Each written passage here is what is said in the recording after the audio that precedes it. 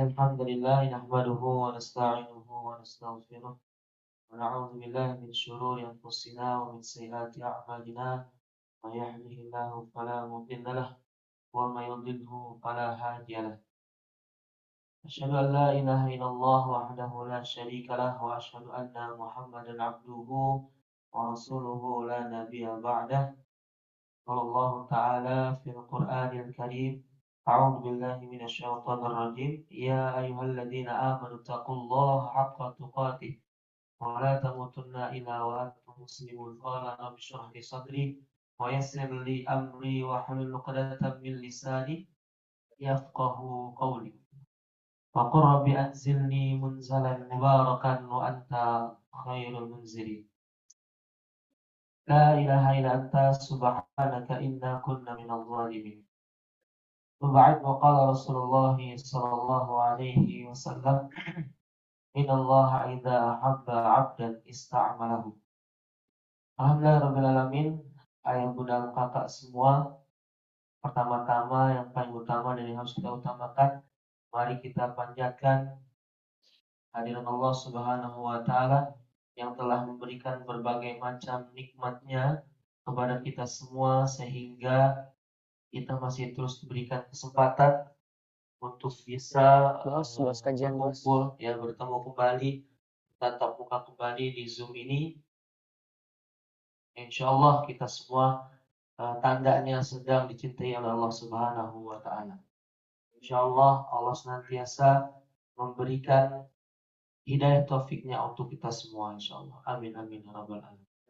Salawat serta salam semoga senantiasa tercurah selalu kepada uswatun hasanah kita, yaitu baginda Rasulullah Muhammad sallallahu alaihi wasallam, kepada keluarganya, para sahabatnya, dan insya Allah sampai kepada kita selaku umatnya yang senantiasa meniti sunnahnya, ajarannya hingga akhir zaman. Amin amin ya rabbal alamin. Baik ayah bunda kakak semua, pada kesempatan yang berbahagia ini, di pagi hari ini, ya, izin saya yang akan menyampaikan kembali, ya, Majelis Bismillah Akademi. Nanti itu lagi ya, Majelis Bismillah bukan Majelis Bahasa, ya, MBA, Majelis Bismillah Akademi, yang dimana guru kita semua yang sedang berhalangan, bahkan guru kita, ya, PBN sebulan ini full di kampungnya, ya, di Medan, untuk benar-benar bisa memfokuskan diri untuk bisa suluk. Jadi kalau di kampung-kampung tuh di pedalaman-pedalaman yang ada istilah suluk, yang benar-benar fokus beribadah kepada Allah Subhanahu wa Ta'ala selama sebulan kurang lebih. Ya. Sekarang lagi perjalanan, lagi naik pesawat. Kita doakan semoga guru kita AIBBN diberikan kelancaran dalam perjalanannya. Amin, ya Allah, amin. Bisa kembali dengan selamat nanti untuk membersamai kita kembali. Walaupun Nabi Andika ya, semalam jalan kampung naik motor udah berangkat pulang kembali ke Bogor, sekarang baru sampai pelabuhan gitu. Dan kita doakan juga untuk sama Bang Cahid ya, Nabi Andika dengan Bang Cahid, semoga Allah berikan keselamatan juga. Amin ya Allah. Menjaga dalam setiap perjalanan. Amin. Amin. Baik, ayah bunda kakak semua, pada kesempatan yang berbahagia ini, cek kedengeran suara saya jelas, jelas ya.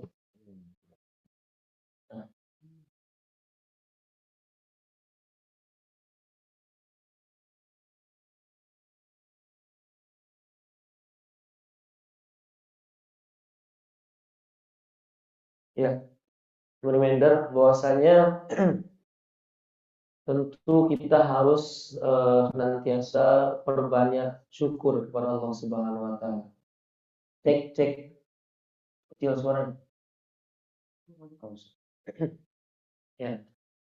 Dan perlu kita sadari kawan-kawan semua, ayah bunda kakak semua, ya, yang hilang pada saat ini, yang hilang umat ya, kehilangan, kekurangan yang terdapat pada umat zaman sekarang, yang umat Islam khususnya, ya apalagi Indonesia gitu ya, rakyatnya dan seterusnya adalah keberkahan. Hilangnya keberkahan dari Allah Subhanahu wa taala. Karena memang kebanyakan orang di luar sana ya, ketika datang waktu subuh ya kan, bahkan sebagian besar orang-orang di luar sana itu ya tidak menggunakan waktu subuh sebaik mungkin. Ya. Bersyukur kita rutin mengadakan MBA, Majelis Bismillah Academy, yang diadakan setiap hari Senin sampai Sabtu, yang dimana kita menggunakan ya waktu subuh, habis subuh itu untuk bermajlis ilmu, yang dimana memang kata Rasulullah SAW, waktu keberkahan itu ada di waktu subuh, ya kan? Allahumma barik ummati fi bukhuriha, ya Allah berkahilah umatku di waktu subuh. Nah ini yang hilang pada umat zaman sekarang. Karena kebanyakan orang-orang luar sana yang mungkin Allah alam, walaupun bangun subuh, sholat subuh, tapi biasanya digunakan untuk tidur lagi, ya kan? Karena emang lagi enak-enak sih, ya kan?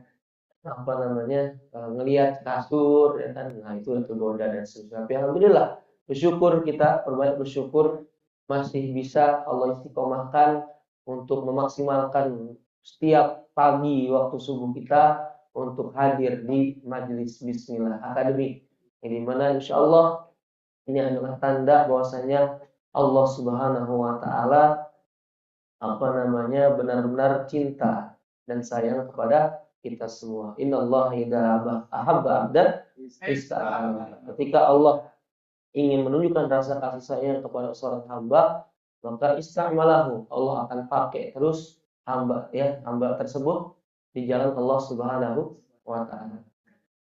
Tidak memandang fisik, tidak memandang rupa. Allah Subhanahu wa taala ketika sudah cinta pada seorang hamba, maka dari manapun dia asalnya, ya kan?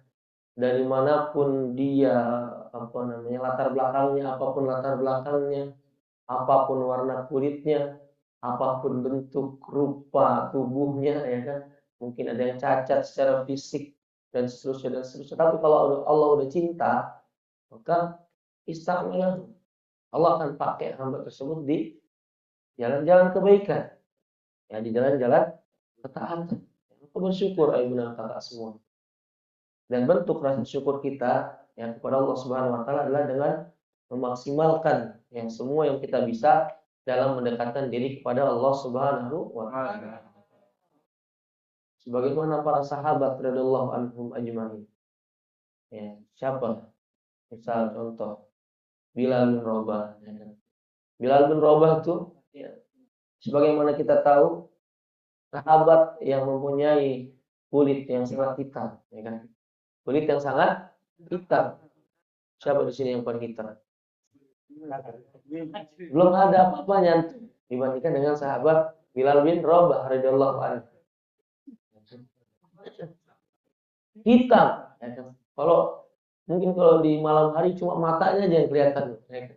Matanya warna putih. Matanya doang yang kelihatan. Tapi apa? Masih di dunia, kata Rasulullah, sendalnya udah terdengar di Abdullah bin Mas'ud radhiyallahu anhu, sahabat yang mempunyai fisik yang sangat kurus, kecil, cungkring. Siapa di sini yang paling kecil? Dan yang paling cungkring, yang paling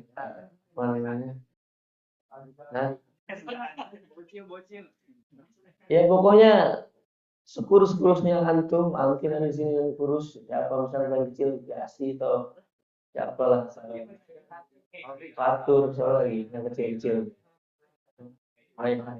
Rizal, siapa lagi, pokoknya kecil-kecil lah, untuk belum ada apa-apa dibandingkan kurusnya sahabat Abdullah bin Mas'ud radhiyallahu anhu, sampai jadi bahan bulian zaman dulu, zaman sahabat.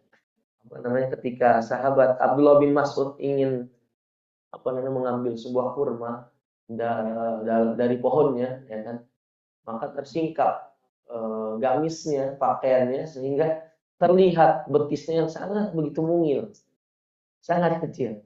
Maka ditertawakan oleh sahabat yang lainnya, Masya Allah. Ya kan? Ditertawakan oleh sahabat yang lainnya dan dijadikan bahan bulian. Mungkin sahabat yang ngebully model macam-macam si Paris gitu kan, ngebully benar-benar kalau ngebully itu nyelkit gitu ya kan. Dijadiin bahan bulian. Nah, sampai-sampai Rasulullah marah pada saat itu dan membela sahabat Abdullah bin Mas'ud, bahkan dikatakan oleh Rasulullah SAW, ya, demi Allah, wallahi, ya, semua amal ibadah kalian, ya, ditimbang dibandingkan dengan betisnya sahabat Abdullah bin Mas'ud, maka betisnya sahabat Abdullah bin Mas'ud lebih berat timbangan amal solehnya ketimbang amalan kalian semua. Masya Allah. Nah, jadi artinya apa? Ya Allah memang ketika mencintai seorang hamba tidak melihat fisik, tidak melihat rupa, kecantikan, ketampanan dan semisalnya, tapi memang yang Allah lihat adalah hati dan amalannya. Nah, hati dan amalannya. Innallaha la yanzuru ila suwarikum. Ya kan? Innallaha la yanzuru ila suwarikum. Walakin yanzuru ila a'malikum wa qulubikum. Tapi yang Allah lihat, Allah tidaklah melihat fisik kalian, tapi yang Allah lihat adalah hati dan amalan kalian. Ya kan, hati dan amalan kalian. Nah, ini yang harus jadi tolak ukur kita dalam mendekatkan diri kepada Allah Subhanahu wa taala. Ya, makanya di sini santri-santri Pondok CO itu kan diajarkan untuk senantiasa kita tuh percaya diri. Nah, percaya diri, jangan lemah-lemah, jangan merasa minder, jangan merasa nggak bisa nih, kayaknya nggak pantas dan seterusnya, enggak itu. Ya, tapi yang lalu memang hati dan amalan kita. Selama kita terus istiqomah, akan menata hati, menata amalan kita, memperbaiki amalan kita, maka insya Allah apapun latar belakang kita, apapun bentuk fisik kita gitu ya, mau yang hitam, mau yang putih, tentu kita semua bisa mendapatkan cintanya Allah Subhanahu wa Ta'ala. Hanya tolak ukur seseorang dalam bisa meminang surganya Allah Subhanahu wa Ta'ala yaitu karena hati dan amalannya. Karena repot kalau tolak ukurnya adalah ketampanan, kecantikan, ya kan, fisik. Nah, itu nggak akan masuk secara logika aja, nggak akan masuk. Kalau lah tolak ukurnya ketampanan, kecantikan, itu udah pasti ya kan, orang-orang Korea tuh masuk surga, ya kan? Putih semua mereka, putih ya kan, hidungnya mancung-mancung mungkin ya kan, rambutnya lurus-lurus bagus, nggak ada yang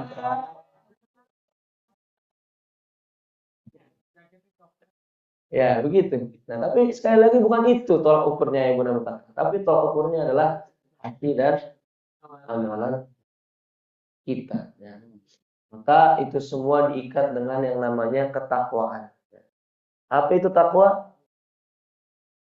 Ada yang ingat, masih ingat definisi takwa? Ya, melaksanakan perintah Allah Subhanahu wa Ta'ala dan menjauhi semua.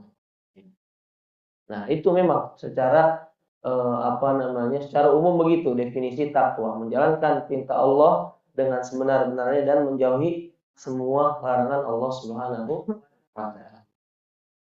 Ada juga yang mendefinisikannya dari sahabat Umar bin Khattab, maka takwa itu artinya adalah kehati-hatian, yang kehati-hatian dalam kita menjalani kehidupan, dalam kita melakukan suatu amalan, dan seterusnya dan seterusnya.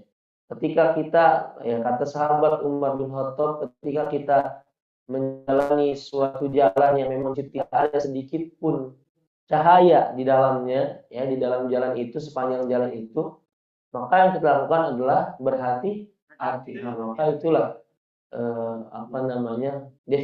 definisi takwa secara maknanya. Jadi orang yang bertakwa itu, ayah bunda kakak, kawan-kawan semua, penuh dengan kehati-hatian. Jika ada suatu masalah, jika ada suatu bahkan ya cerita, berita, informasi yang sifatnya dia belum tahu, ya fakta, validasi, ya kevalidan yang sebenarnya, maka pasti orang bertakwa itu tidak akan gampang dalam menyebarkan suatu berita, contoh. Makanya perintahnya ya ayyuhalladzina amanu in ja'akum fasiqun binaba'in fatabayyanu. Tabayun dulu kalau ada cerita nih, ya kan. Kalau ada omongan, kalau ada gosip segala macam, maka orang bertakwa karakternya, maka segera dia bertabayun. Jadi enggak, oh iya gitu ya. Oke, jadi gitu ya. Akhirnya apa? Jadi gibah dan seterusnya. Padahal belum tentu benar apa yang disampaikan orang itu. Nah, makanya perlu di cross check dan seterusnya dan seterusnya. Nah, itu orang bertakwa tuh kayak gitu, penuh dengan kehati-hatian. Ngomongnya nggak sembarangan, ya kan? Difilter dan seterusnya. Maka kawan-kawan semua, cobalah ketika kita berinteraksi aja nih, ya kan, sama teman-teman kita, pilih kata-kata yang memang jangan sampai menyakiti teman-teman kita, jangan sampai teman kita merasa dibully, dikucilkan, ya kan, dihina apalagi, karena berarti tandanya kalaulah ada masih di antara kita yang seperti itu, tandanya kita belum bertakwa, gitu, ya kan? Belum benar-benar sepenuhnya kita bertakwa kepada Allah. Man kana yu'minu billahi wal yawmil akhir falyaqul khairan aw liyasmut, kata Allah. Ya kan? Ciri orang yang beriman kepada hari akhir, kepada Allah dan hari akhir, maka tandanya apa? Falyaqul khairan, berkatalah yang baik-baik, yang benar, ya kan, sesuai kebutuhan. Kalaulah tidak sanggup, ya udah lebih baik diam. Kan lebih baik diam. Maka diamnya orang yang bertakwa dia, nah itu udah berpahala insyaallah kalaulah dia paham. Karena kalau dia ngomong, kalau memang tidak ada kebutuhan bahkan bisa menimbulkan mudarat, lebih baik dia diam. Nah, ya kan lebih baik dia diam. Jadi ayah bunda kakak semua, kawan-kawan semua, itu ya tadi tolak ukurnya adalah hati dan amalan kita, maka jalani itu semua dengan penuh ketakwaan kepada Allah Subhanahu wa taala. Ya, orang yang bertakwa sama ketika diberikan ujian, ketika ditimpa masalah dalam kehidupan, maka ciri-cirinya apa? Bertakwa, bersabar, ya kan? Bersabar. Nah, sulit nggak? Sulit. Ya bahkan di dalam Quran surat Al-Imran, ya dijelaskan di situ, ya wasari'u ila maghfiratin min rabbikum wa jannatin 'arduhas samawati wal ardu iddat lil muttaqin. Surga yang disiapkan untuk orang yang bertakwa itu, ya kan, sangatlah karakternya itu, ya sifat yang dimiliki orang bertakwa itu sulit untuk bisa dimiliki, diamalkan. Bahkan di ayat berapa itu? 112. 133 ya. Nah, coba deh. Coba bawah scroll. Nah, alladzina yunfiquna fis sarra'i wad dharra. Ya kan? Itu orang yang bertakwa itu adalah orang yang berinfak di waktu sempit dan lapang. Di waktu sempit dan lapang. Nah, itu kan susah juga tuh. Kalau kita lagi di waktu sempit, maka pasti ya, normalnya, ya manusiawinya kita cenderung tidak akan mengeluarkan harta untuk berinfak ataupun bersedekah. Wal kadhimin al ghaidh, ya. Wal kadhimin al ghaidh. Dan orang-orang yang senantiasa menahan amarahnya. Gampang apa susah nahan marah? Susah. susah lah. Yang lihat tingkah laku antumnya susah untuk nanam. Ya kan? Kayak Beben kan sampai apa namanya pernah kan di apa namanya dibilang divonis atau dikasih penjelasan oleh dokter mengalami sakit atau infeksi kulit karena ikunya kan mikirin santri yang banyak-banyak bertingkah begitu. Susah memang menahan amarah tuh. Ya, tapi sekali lagi ya di situ menahan amarah lalu selanjutnya wal afinal ghaidha wal afina 'anil nas ya, memaafkan kesalahan orang lain juga sulit menurut saya. Ya, memaafkan orang lain yang telah menyakiti kita, ya kan? Memaafkan orang lain yang mungkin benar-benar sampai-sampai batin kita, hati kita tuh sakit banget, ya, sama orang tersebut. Ya mungkin pernah dicela, pernah dicaci maki, pernah dibully, pernah dikata-katain, ya kan, dan seterusnya. Maka wal afina 'anil nas, ya, maafkan kesalahan orang lain itu suatu hal yang sangat-sangat sulit. Ya. Yang sifat itu memang dimiliki hanya oleh orang-orang bertakwa. Wallahu yuhibbul muhsinin. Dan Allah mencintai orang-orang yang berbuat kebaikan. Orang-orang yang seperti ini yang bertakwa, maka kalaulah kita sanggup untuk melaksanakan, mengamalkan karakteristiknya, sifat-sifatnya sebagai orang yang bertakwa, maka insya Allah hidup kita akan tenang. Ya. Hidup kita akan adem gitu. Ya. Hidup kita akan dipenuhi dengan keberkahan. Karena Allah sudah cinta. Allah sudah cinta dengan orang-orang yang bertakwa. Sehingga tadi bonusnya ya Allah akan kasih surga seluas langit dan bumi. Wasari'u ila maghfiratin min rabbikum wa jannatin arduha as-samawati wal ardh. Yang seluas dengan langit dan bumi. Uiddat lil muttaqin. Kalaulah kita tinggal di rumah yang megah dan mewah aja senangnya minta ampun, apalagi tinggal di surga nanti yang seluas langit dan bumi. Masya Allah. Itu mau rebahan mau kayak gimana pun enak gitu rasanya ya kan, karena luas banget. Ya.